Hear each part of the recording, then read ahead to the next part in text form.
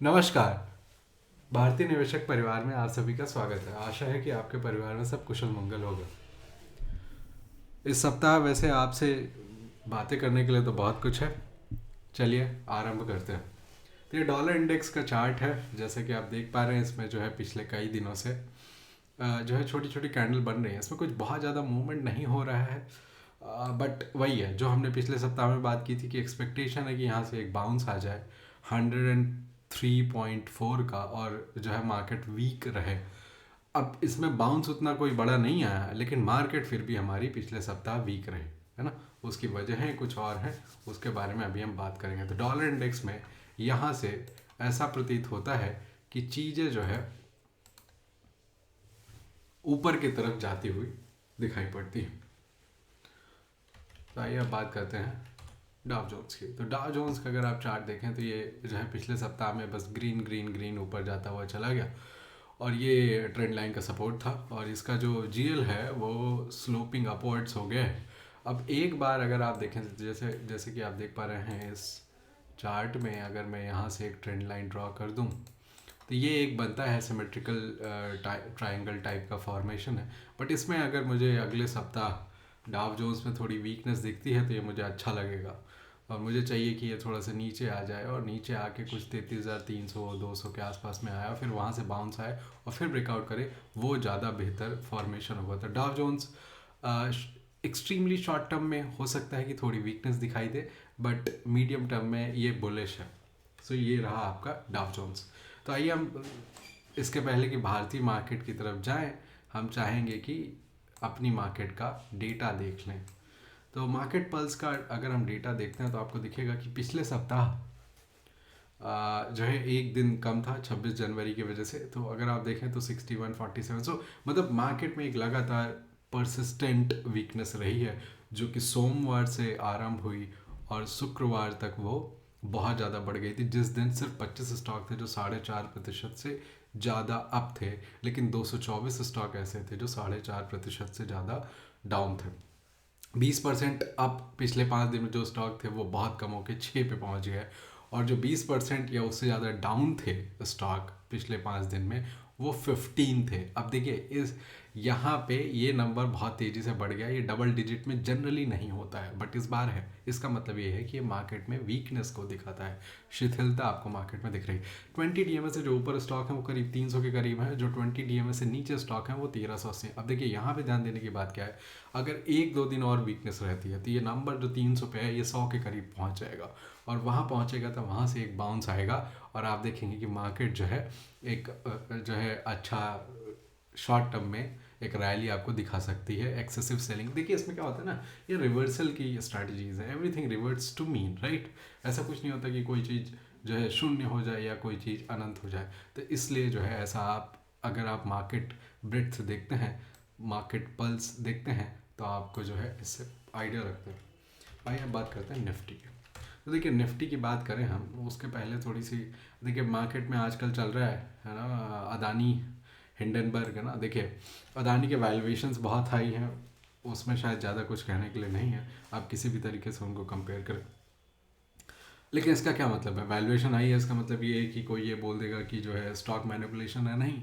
Stock manipulation कोई अगर बोल रहा है तो उसको ये उसका जो है प्रूफ देना पड़ेगा, प्रमाण देना पड़ेगा कि स्टॉक मैनिपुलेशन कहाँ से है, बताए वो कनेक्शन बताए कि कौन से पैसे आ रहे हैं, कैसे मैनिपुलेट हो रहा है। एक बात कोई बोले कि उसमें लो लिक्विडिटी लो फ्लोट है क्योंकि 75% अदानी के पास है, बाकी एफ के पास है, बाकी LIC के पास है, और कुछ बचता नहीं है। तो आप देखो जो 75% का तो लिमिट लॉ के हिसाब से है, तो उसमें तो कुछ कानूनी तौर से अदानी ने गलत नहीं किया। एफ के पास जो है अगर उन्होंने कुछ गलत किया तो उनके ऊपर एक्शन ले लो, कोर्ट में केस फाइल कर दो।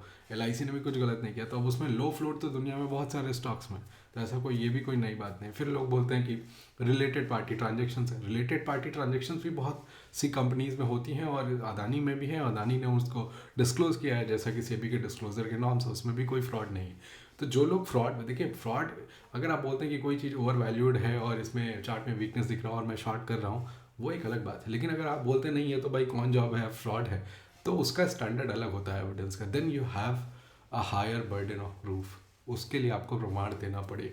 नहीं तो फिर आपकी बात कोई मानेगा नहीं। अच्छा, आजकल बहुत से लोग हैं जिनको मार्केट से लेना देना नहीं है, उन्हें फाइनेंस का एफ नहीं आता, स्टॉक का एस नहीं आता, मार्केट का एम नहीं पता, साइकिल तो शब्द ही नहीं सुना है, वो लोग भी बता रहे हैं कि अब जो है ना अब फूटेगा, अब ये होगा, अब तो क्योंकि उनकी समस्या क्या है, पॉलिटिकल है, उनकी समस्या मोदी से है, उनकी समस्या बीजेपी से है, तो उनकी अब अलग समस्या, उनका क्या करें, है ना, उनका तो कुछ नहीं हो सकता है। तो अब ऐसे लोग जो निकल के आ गए हैं, जिनको कुछ पता नहीं है, वो भी ज्ञान बता रहा है। कोई बोल रहा है एसबीआई डूब जाएगा, कोई बोल रहा है एलआईसी डूब जाएगा, सब बकवास बातें कर रहे हैं ना, तो उस पर आपको ज़्यादा ध्यान नहीं देना।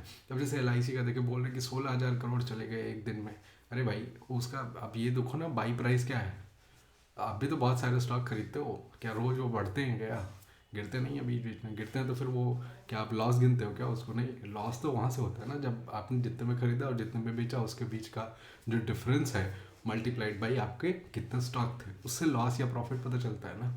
तो एल कोई आज से तो नहीं इन्वेस्ट कर रहा है, तो एल तो बहुत पहले से इन्वेस्ट कर रहा है। तो एल ने उसमें जब पैसे कमाए तब आप नहीं बोल रहे थे, बट अभी आप बोल रहे हो, इसका मतलब क्या है, आप मोटिवेटेड हो, है ना। अब देखो एल का जो एक्सपोजर है करीब 7% के करीब हो गया, क्योंकि अदानी के स्टॉक बहुत बढ़ गया ना, उसकी वजह से। इसमें कुछ है नहीं ऐसा कि एल नीचे चला जाएगा, एसबीआई नीचे, कुछ भी नहीं हो रहा है, ठीक है।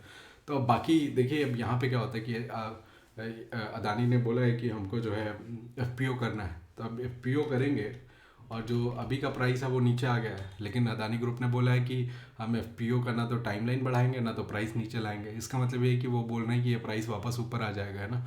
तो अब इसमें अगर मंडे को जो है मार्केट जब खुलती है, तो ये अगर बहुत तेज़ी से अप हो जाए, है ना, बहुत तेज़ी से अप क्या हो, मतलब 5, 8, 10% सुबह ही अप हो जाए, 9, 7 पे जब खुलता है प्री मार्केट, और उसके बाद 9, 15 पे मार्केट खुले और फिर उसके बाद ऊपर जाने लगे स्टॉक्स, और थोड़ी देर में आपको सर्किट दिख जाए, अगर ये हो जाता है तो कोई देखिए, अगर सर्किट ऊपर की तरफ जाता है तो फिर कोई वहाँ पे बेचने वाला नहीं मिलता। कोई क्यों बेचेगा? वो लोग सोचेंगे कि भाई सर्किट है, ये तो फ़ायदा होगा मेरा, मैं क्यों बेचूंगा। अगर नीचे सर्किट लगता है तो फिर कोई खरीदता नहीं, क्योंकि लोग सोचते हैं सस्ते में मिल रहा है तो क्यों खरीदूंगा, आज बाद में खरीदूंगा ना, तो ऐसा। तो अब अदानी के लिए ये जो है साख का सवाल है। अभी देखिए, इसमें कोई ऐसा नहीं है कि अदानी का बिजनेस बंद हो जाएगा, ये हो जाएगा, वो जो कुछ नहीं हो रहा है, ठीक है। अदानी के पास बहुत सारा असेट है, बस ये है कि अगर एफ फेल हो जाएगा तो थोड़ा साख पे असर आएगा, उसका असर आपको दिखेगा कि इन्वेस्टर का ट्रस्ट जो है कम हो जाएगा, और इन्वेस्टर का ट्रस्ट जो है भाव से होता है। भाव ऊपर रहेगा ना, सब सही है, सेंटीमेंट सब सही हो जाता है। प्राइस ऊपर आएगा, सब सेंटीमेंट सही हो जाता है। प्राइस नीचे आता है, अपने आप सब सेंटीमेंट खराब हो जाता है। अब देखिए, अगर यहाँ पे एफ फेल होता है तो फिर अदानी के जो ग्रोथ प्लान्स हैं वो थोड़े स्लो हो जाएंगे, डिलीवरेजिंग थोड़ी डिले हो जाएगी, दैट्स इट। इसके अलावा कुछ भी नहीं होने वाला है। तो ये मतलब उसमें कुछ बहुत ज़्यादा आपके लिए दिमाग लगाने की आवश्यकता नहीं। अब देखिए, अदानी में पहले हम बात करते थे, क्योंकि तब हमको समझ में आता था कि वहाँ पे रिस्क रिवॉर्ड है अच्छा और प्रॉफिट हो सकता है। बहुत समय से हमने अदानी ग्रुप के स्टॉक्स की बात करना बंद कर दिया। वो कभी कभार एक आध बार अदानी पावर या ATGL की बात कर दिया तो कर दियो, उसमें भी स्ट्रिक्ट स्टॉप लॉस था कि भाई इसके नीचे चला जाएगा तो गड़बड़ है। तो वो, क्योंकि भाई रिस्क मैनेजमेंट देखिए, बिजनेस एनालिसिस अलग है, फाइनेंशियल एनालिसिस अलग है, जो आपको मिलाओगे तो फंडामेंटल एनालिसिस हो जाएगा, वैल्यूएशन एनालिसिस अलग है, टेक्निकल एनालिसिस अलग है। और हम मार्केट में पैसे कमाने के लिए, तो हमको जहाँ ठीक दिखेगा वो हम खरीदेंगे, नहीं ठीक दिखेगा बेच देंगे ना, ऐसा करना है। वो एक अलग बात है, लेकिन कोई फ्रॉड बोल रहा है वो सब है ना, वो पॉलिटिकल बिजनेस के कमेंट्स हैं, वो अलग बात है। लेकिन आपको वैसे ध्यान रखना है कि इसमें और कुछ ऐसा नहीं करना है। तो अदानी में इन्वेस्टमेंट नहीं है तो फिर अच्छी बात है, दूर रहें, और है तो फिर आप देखिए आपका रिस्क मैनेजमेंट क्या बोलता है, उसके हिसाब से आपको करना पड़ेगा।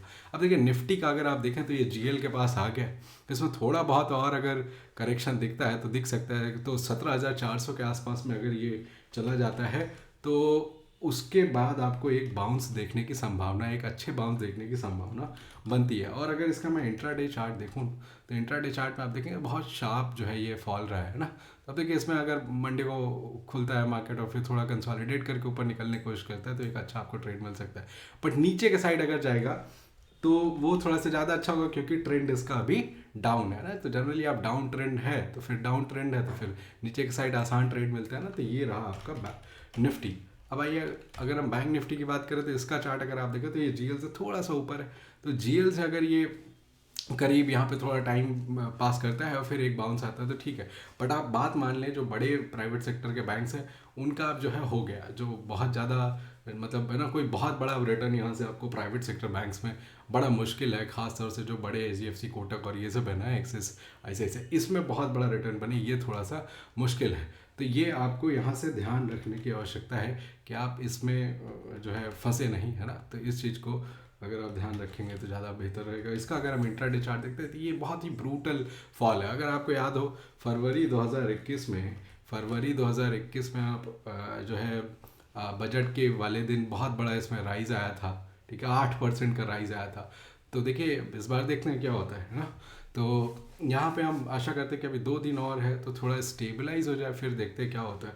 और बजट में कोई बहुत बड़ा अनाउंसमेंट आ जाए जो मार्केट के लिए अच्छा हो, कुछ वैसा अच्छा हो तो हो सकता है। बट यहाँ पे प्रॉब्लम है, अदानी का जो है इशू, वो मार्केट को थोड़ा सा सेंटिमेंट नेगेटिव रखेगा। लेकिन अगर अदानी रिकवर कर जाता है तो चीज़ें बहुत जल्दी सही हो जाएगी, लेकिन नहीं होता है तो थोड़ा टाइम लगेगा। फिर मार्केट उसको बुलाएगा, फिर कोई नया पोस्टर बॉय खोजेगा, तो वो सब प्रोसेस चलेगा, उसमें थोड़ा सा टाइम लगेगा। उसके लिए हमको एकदम नज़रें जो है ध्यान से देखना है। रिफाइनरी ऑयल स्टॉक्स अच्छे दिख रहे हैं, उसके ऊपर आप जो है थोड़ा रिसर्च कर लें तो आपको फ़ायदा हो सकता है। स्टॉक मार्केट है, ये स्टॉक मार्केट जोखिम भरा स्थान है, इसकी आपको लत लग सकती है। कोई भी निर्णय लेने से पहले पूरी तरह से अनुसंधान एवं अपने वित्तीय सलाहकार से परामर्श अवश्य कर लें। आपको ये वीडियो कैसा लगा कमेंट सेक्शन में ज़रूर बताएं। जुड़ने के लिए आभार, धन्यवाद।